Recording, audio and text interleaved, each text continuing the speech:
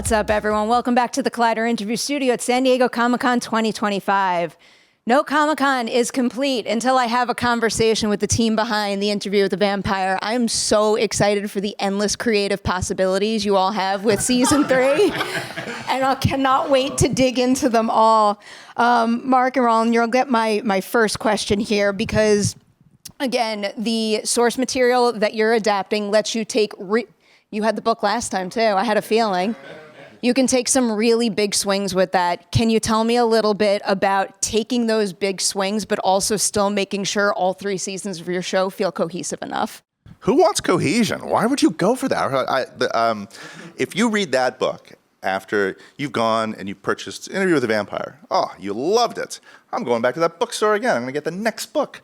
You read that, you're like, what just happened? We are following Anne's lead, and we're going full throttle that way. Little bit of whiplash, a little bit of people like catching up to the tone of it, but it'll be confident and it'll be wild and it'll feel like what the title is, the Vampire Lestat. It will not feel like the 2 old guys sitting in a room trying to figure stuff out. No. It's going to be on the back of Lestat. Living like Lestat, embracing like Lestat, and it'll be contradictory and hallucinogenic and strange and wild. That's what you should be expecting. I appreciate those keywords.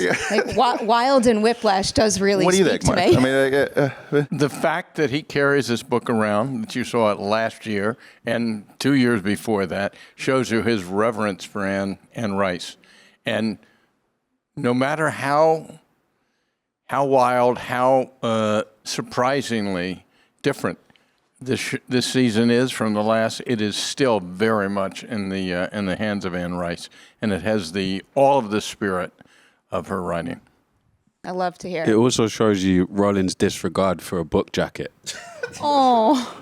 Well loved, or I've taken it in strange places, in rooms that shouldn't be. I was going to say you could read that one way or the other. It's only 2 extremes right there. I'll stick with the 2 of you, but Sam and Jacob, I'll loop you in on this particular question also, because in seasons 1 and 2, it is largely portrayed through Louis's perspective of Lestat. And Sam, I was reading a quote that you had gave where you said they're both unreliable narrators in their own way. So now that we're getting his perspective more, I was really curious. Can you tell me how the 2 of them are unreliable narrators, but in their own unique ways? I think also when I said that, which, often we talk about unreliable narrators, and what it means sometimes is people can be like, well, Louis just lied, and you just spent, 2 years watching this show that's all a lie, and I just think that's not really what was ever the intention. I think the idea of an unreliable narrator speaks even more to a character's truth than anything. Yes, absolutely, yeah. And I think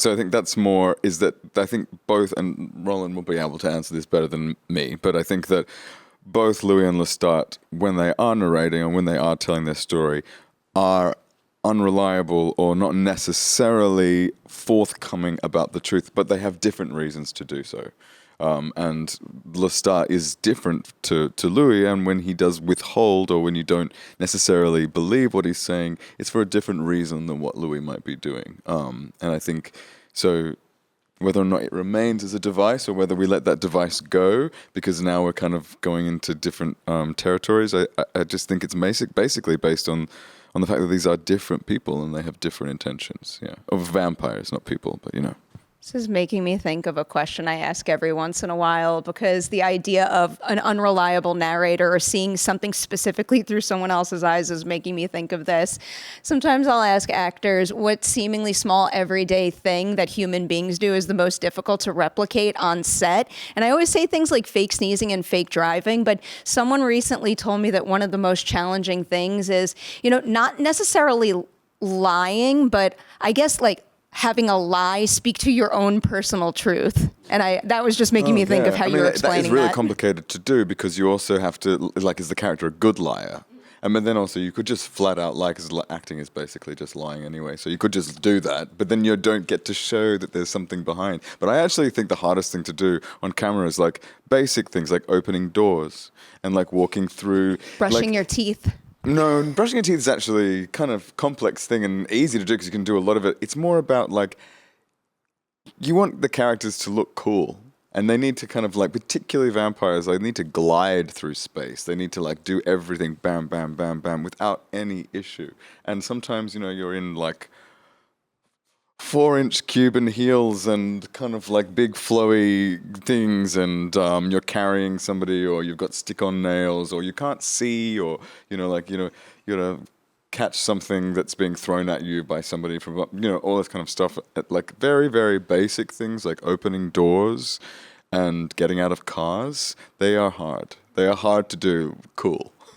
And in the editing room, we sort of have like a math equation about letting vampires be vampire cool for about 8 out of 10 takes, and then 2, like, get the mistakes. You walk into the Parisian apartment and you throw keys, and they fell off, and somebody in VFX like got rid of it. I was like, "What are you doing?" No, vampires can fuck up and miss the table or whatever, and we keep that in too. So. I like that approach. Something I'll say about Rolin, which is amazing, is when that happened, you were like, how do you feel about that? Are you okay with the keys dropping, or like, do you think that, would you like Louis to have like killed that? And I was like, yeah, Rolin always gives us like real ownership and, creative. They know it. They know the character. role better than we do now. Biting a neck is hard. Biting a neck, getting ready to bite a neck and waiting for action as your mouth is on the person's neck and the action is taking forever because they're adjusting one more light. It's very intimate, neck biting. It's more intimate than kissing, actually. I love how I'm going to follow up this more playful look at your work with something a little heavier here, just to dig into how your characters have evolved from season 1 to season 3. Can you each tell me something about your approach to playing your character that has stayed consistent from season to season to season, but also something that you had to do for your season 3 storyline that demanded a first? The thing that has stayed consistent, is far out. Like, it's very hard. This show's so different every single season, and we're in a different place every single season. And the books change, and everything. I mean, what's stayed consistent? I guess like we're all still here. So yeah, I mean, I like that consistency. Seeing the same people and turning up to work and it being the same people going like, what are we doing this year? Like, what's happening now? Like, where are we? I suppose that's a consistency, and it's a very one thing I'm incredibly grateful for. The thing that has changed this year, I mean, for Lestat, is like the music. It's like getting music before getting a script is a real mind bleep, because like I'd never done that before, so it was a really complicated way to start a character, because without context, music is incredibly subjective, but also, like, it's how do you connect?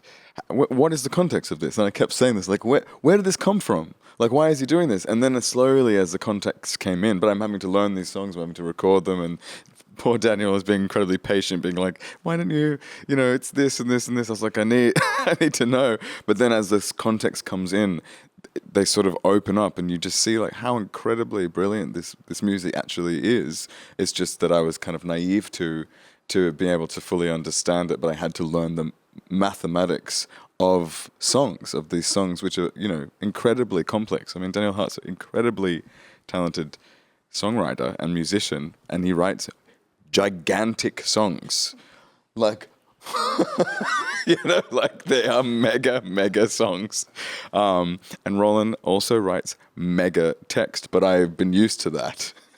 So it's been a big change, but super fun. Super fun. Yeah. Oh, I'm so excited to dig into your collaboration in a moment. I can just also say the consistent thing, and this is for all 3 actors that are sitting here, is the multitudes of takes that you get and the wild attacks that they do not replicate. I'll give it to you this way. I'll give it to you this way. I'll give it to you this way. And that has stayed consistent and has made our job in post very, very fun, thrilling, and easy. Yet another consistency I like quite a bit. I'll roll with that for both of you. Can you tell me an acting first you had to do in season 3, given where your characters are going story-wise? No, I can't. But But what I would say as well about Louis, that is a thing that's always been consistent for me at least, is that like he's a searcher. Like I think people look at that character sometimes as somebody that's like dissatisfied or is depressive or whatever. But I think like he's always trying to like find the better version of himself, or trying to find the better version of existence as a vampire. And it's something I really admire about him. And back to the kind of unreliable narrator thing, like we're all unreliable narrators in our own lives. We're all our own heroes. And something I love about my boy is that he is willing to shift his feelings about his truth. You know, he's actually not that stubborn. And that's kind of what the journey of those first 2 seasons was for him. Was like, maybe I got this wrong. Maybe I wasn't so kind to my daughter. Maybe I wasn't so yeah. I think he's as unreliable as any of us are. Beautifully put. Love that. Okay. No, I love that. we'd all sit here and talk about how we just experienced the last 10 minutes. So there would all be variations on them. You know? The couch is green, though. There's no Yes, doubt that about we it. can confirm. I think that Daniel, being a vampire now, thinks that it's going to solve a lot of things, and it doesn't solve anything. Things get even much more complicated for him. And but the consistent thing that goes through all the seasons is they're always messing with Daniel, and Daniel likes to push back. So Daniel doesn't like getting bullied. So that has been consistent and will continue to be consistent. And they're not gonna get me if I have my way. Daniel's arguably one of the bigger bullies in the show, though. Well, it's like you're saying about a narrative. You said, what did you say? Everyone's their own hero? Yep. Well, Daniel's his own hero. And Prime example right I have there. a perfect right to punch you in the head. I'm going to come back to the music now. I want to pose this question to both of you, Sam and Daniel. And I love this question because I always ask it to acting scene partners, and it's so exciting to me that I could reword it in a way that suits an actor and a composer. Can you each tell me something about the other, I guess as a scene partner in a sense, that helped you unlock something in your own work that you wouldn't have been able to find without him? I wrote these songs starting at the beginning of the writer's room process. And I was doing it mostly locked away in my own space. I was still in the writer's room complex, but I had my own little room, and I would go in there and I would tinker and I would toy. And then I would go home and I would tinker and I would toy more in my own little space at home. And so I did that for quite a long time before Sam and I started talking about how we would approach the songs together, which meant that for all of the songs, I sang Lestat's part on the demos as an example of what it could be. And then I started sending those to Sam. And then Sam started putting it into his own mind, and as he said, trying to find context for what these lyrics were, why Lestat would say the things that are being said in these songs, what they meant to him, what they meant in the larger storytelling.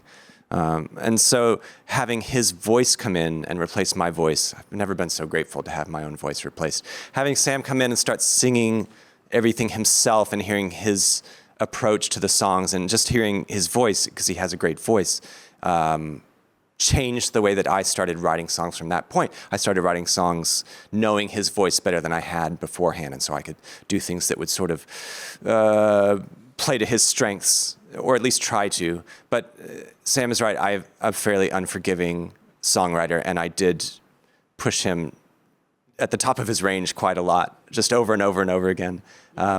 Because like Rolin, I'm a bit of a maximalist when it comes to songwriting. How about from your perspective? I would say that like there's more. Daniel has managed to pull more depth out of the character that I didn't know was there. Particularly towards the end of the season, I was kind of like sort of gobsmacked, and I'm continued to be gobsmacked every time I approach some of these songs. Yeah, and I think like you play a character for a while. You seem to know it. You've read the books. You knew the character, from the books, and then you know Roland's adaptation, and there's that, and then you have another writer coming in and adding another layer to the character, and you learn more about it. So yeah, I feel like I learned a lot about the character through Daniel's music. I got to wind down with you all soon. I'll squeeze in two more questions here. One for the three of you that is kind of inspired by something that's come up frequently throughout the show's run during our interviews. Straightforward question. At this point in their journeys, what does it mean to each of them to be a vampire? I think for Louis, it means like a kind of like a coming together of all of the parts of him. It's like he's, at least now, he's like, he is the most complete version of himself that he's ever been. He's like found a level of like inner peace, at least for now. And like a sense of belonging, I guess, and a sense of like I am what I am, and I'm okay with that. But like I say, that most likely won't last forever. I like how the answer to this question changes every single step of the way. I'd say, you want to go? I'll just say, I mean, I think Danny has been around these guys, and he wants to be one of them, which is a total illusion. You can't be one of them. But by being a vampire, he's now in the club. I mean, his life was kind of going nowhere prior to getting invited to Dubai. So now he gets to, there's been this gravitational pull of these characters, and so now he gets to party with them the way that they party, except that's not going to work either.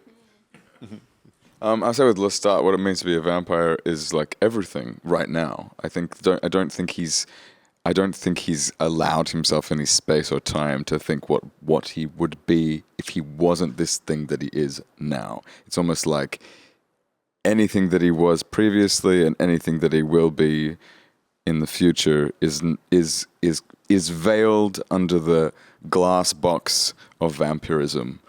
Which is actually quite a fragile box, but he doesn't know that yet. Can't wait to see that headspace play out on screen in the finished product. I would love to pose this last question to all of you. We don't really have time, so you're going to get the honors right now. Big question. It's a question that I've gotten in the habit of asking quite a bit lately because it feels like in film and television we give each other awards, and that's super cool. I think that should keep happening. But I find that nobody stops to tell themselves good job as much as they should. So can you tell me something you and your team accomplished making season 3 of this show that you know you're always going to look back on and say, I am real damn proud of what we did there? This is a wild leap from book 1 to book 2, and there was within my mind, but from outside sources too, a lot of nervousness about following her lead in that way. Most shows, they want you to repilot it, give them the thing that they gave them last year because it worked so great, the thing last year, and that there's a set of artists on our show that would have been very disappointed if we had tried to do that. And everybody's sort of taking a real risk this year, and it's always a risk. You're on that train, you're going to leap off, and there is a bunch of places down there on the ground that could just end in failure. And it's really, really inspiring and really cool. So not only that, they're also really, really excellent people too. It's like there's no assholes and no divas on our show. And so doing this sort of very, very aggressive, wild thing that we're attempting this year, and that everybody is on board and enthusiastic about it, it makes me feel really cool as a middle-aged artist at this point. You feel young again, and that's what I feel proud about right now. Beautiful answer, and it bookended our conversation quite nicely. I have to let you on your way. You have a lot more promoting and celebrating to do. I'm going to say in advance, huge congratulations on season 3. So excited to see all those risks and those big swings play out. I know you're all going to crush it. Thank you, Perry. Thank you. Thank you.